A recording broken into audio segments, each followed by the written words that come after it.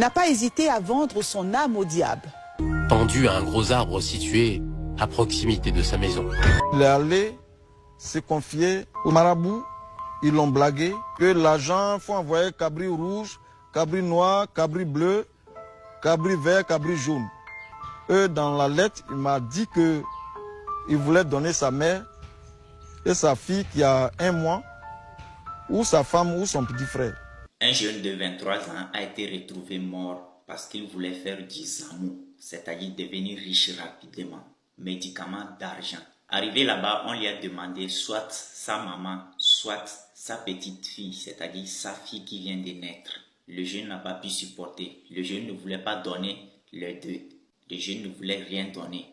Donc le jeune a pris sa vie, c'est-à-dire il a donné sa vie à la place de sa maman ou bien à la place de sa petite fille. On va regarder cette vidéo attentivement jusqu'à la fin et après on va s'attraper pour parler. C'est triste de voir les jeunes d'aujourd'hui se lancer dans ce genre de choses sans penser aux conséquences.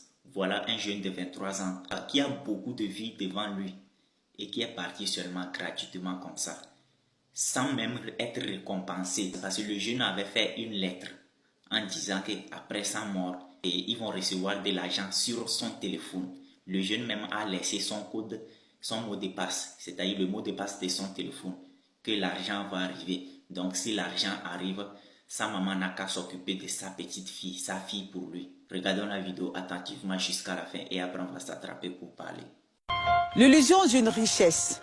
Voici ce qui a perdu Marco, ce jeune homme de 23 ans qui voulait à tout prix devenir riche, quels que soient les moyens. Il n'a pas hésité à vendre son âme au diable. Pris dans un engrenage sans fin, il a pris une décision radicale. Marco a été retrouvé mort dans sa cour, au quartier Gardien Cros de Tia-Salé. Des lettres contenant des révélations surprenantes ont été retrouvées dans la maison. Que nous révèle-t-elle? Pourquoi et comment ce jeune homme, travailleur, plein de vie, qui avait beaucoup de rêves, a été arraché brutalement à l'affection des siens? On vous raconte tout dans ce numéro de Focus Faits divers.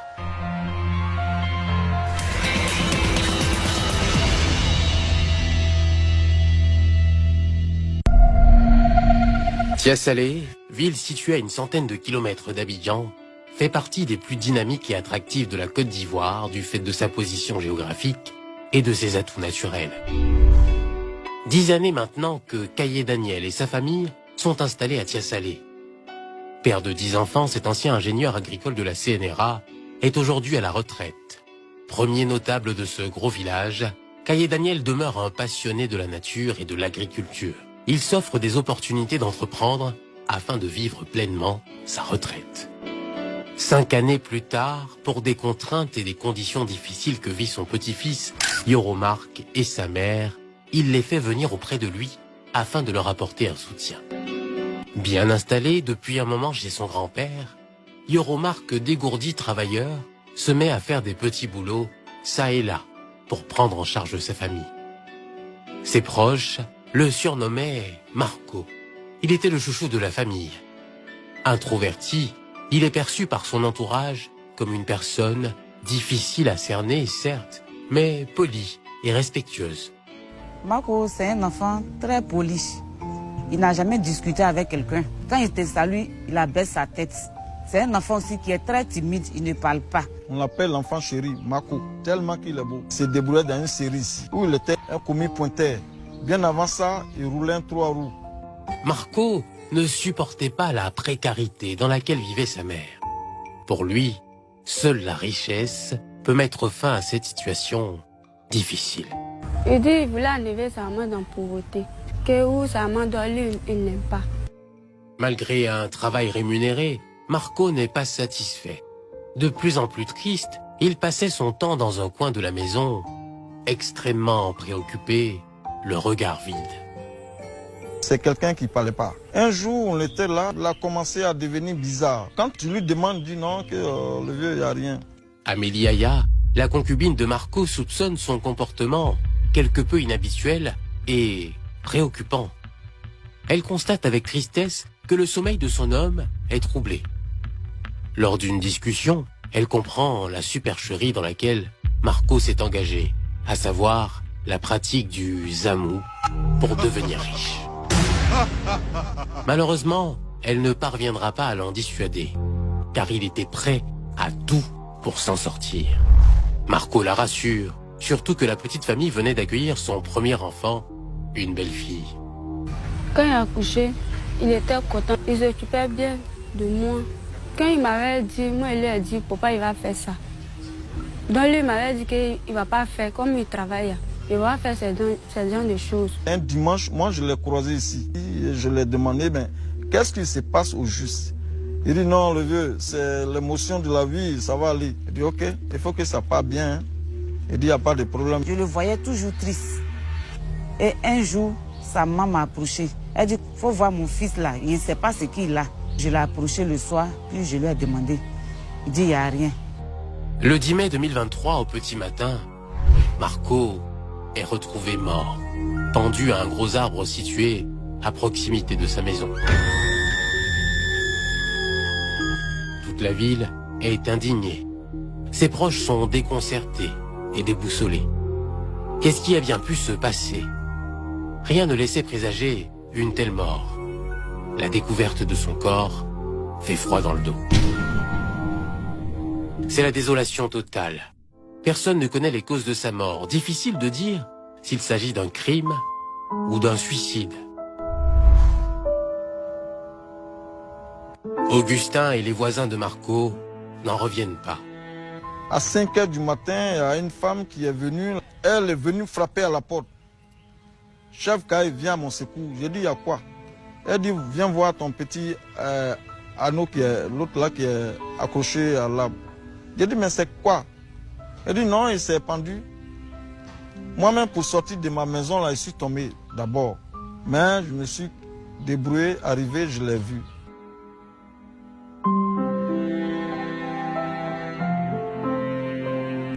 Pendant l'enquête préliminaire, 2 lettres identiques ont été retrouvées dans sa chambre et dans celle de sa mère et de sa concubine. Marco révèle, dans sa lettre, qu'il a eu affaire à un réseau de ritualistes qui lui a fait des propositions alléchantes. La suite a été infernale pour lui. Il est allé se confier au marabout. Ils l'ont blagué. Que l'argent, il faut envoyer cabri rouge, cabri noir, cabri bleu, cabri vert, cabri jaune. Dans la lettre, il m'a dit qu'il voulait donner sa mère et sa fille qui a 1 mois, ou sa femme ou son petit frère. Il est allé faire Zamou, médicament d'argent, et la date est arrivée. On dit non, il donne sa mère, ou soit il donne sa petite fille qui vient de naître, qui a 3 mois. Donc lui, il a trouvé que vraiment, c'est impossible pour lui. Donc tellement que la pression était sur lui, on l'appelait, donc il a décidé. Et donc s'il ne donne pas sa fille ou sa maman, il va devenir fou. Voilà où il a préféré se pendre, se tuer. C'est ce que la lettre dit. Ses amours, il a fait et ça n'a pas marché, puis il s'est tué. Tellement il a pitié de sa maman, il ne pouvait pas la livrer. Mais il s'est donné lui-même. Et ensuite, il a laissé son code secret de son téléphone pour dire que quand il va mourir, l'argent là va venir sur son compte. Donc sa maman n'a qu'à prendre ça pour regarder son enfant avec sa femme. On ne savait pas qu'il faisait ça. Puisque c'est un enfant, même il ne parle pas. Si ce n'était pas la lettre là, jusqu'à aujourd'hui, on allait accuser les sorciers.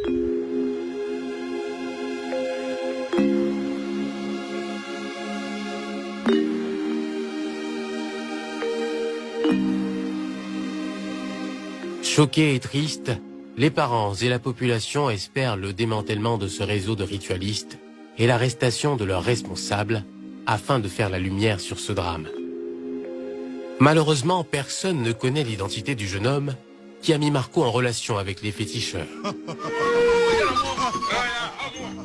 Désespérés, certains membres de la famille montrent du doigt ceux qu'ils considèrent comme les promoteurs des ritualistes.